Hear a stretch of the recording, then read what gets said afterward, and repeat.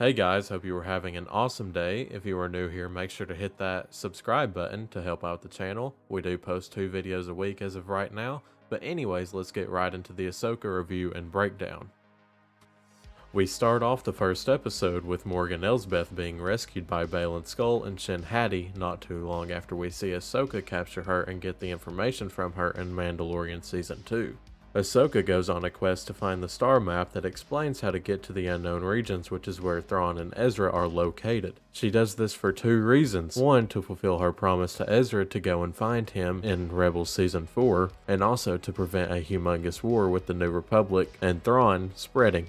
Ahsoka gets a call from the New Republic telling her that there has been an emergency. The New Republic isn't sure who is behind this, but have images of the 2 infiltrators, which lead to Hu Yang, who is the droid that helped all the Padawans build their lightsabers during the time of the Republic. Run scans on their sabers shown by the recording to try and find out if they ever came from the Jedi Temple. Ahsoka takes the star map to Sabine to let her try and find out how to unlock the map. And if you don't know who Sabine is, she is a Mandalorian from the show called Rebels, who we find out is very creative and artsy, and you can tell basically right off the bat that she is those things, and that is why Ahsoka takes it to her, because she believes that she would have the best chance of figuring out how to unlock it. Sabine ends up disobeying Ahsoka's order to stay within the place they are located at. As Ahsoka is talking to Hu Yang tells Ahsoka he knows the one saber that is a match with the older man, who we find out his name is Baylan Skoll, but the other saber is unknown, and likely Baylan Skoll's Padawan. Sabine figures out the star map, but is tracked down and hunted by a few HK-87 droids,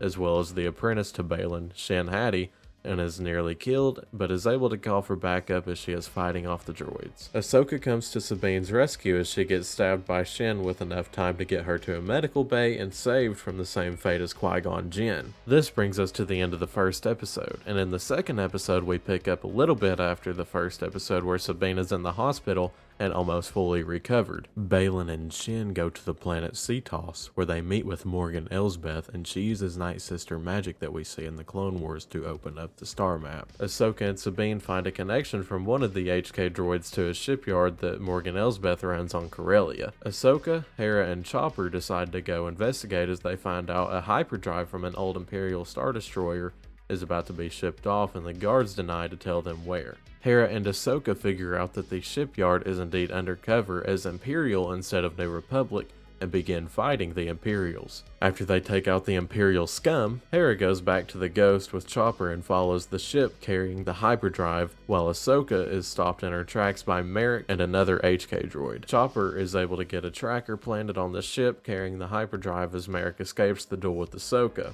We see a mirrored shot of the finale of Rebels, which I will go into that theory later on. We then see what the hyperdrive is headed to, which is back to Morgan Elsbeth and the way she plans to get to Grand Admiral Thrawn and get him back to the known galaxy, which is a device called the Eye of Sion. So back to the theory I was talking about earlier when discussing Ahsoka the White. I believe that Ahsoka the White is when we first see her in Rebels and she is just starting to train Sabine.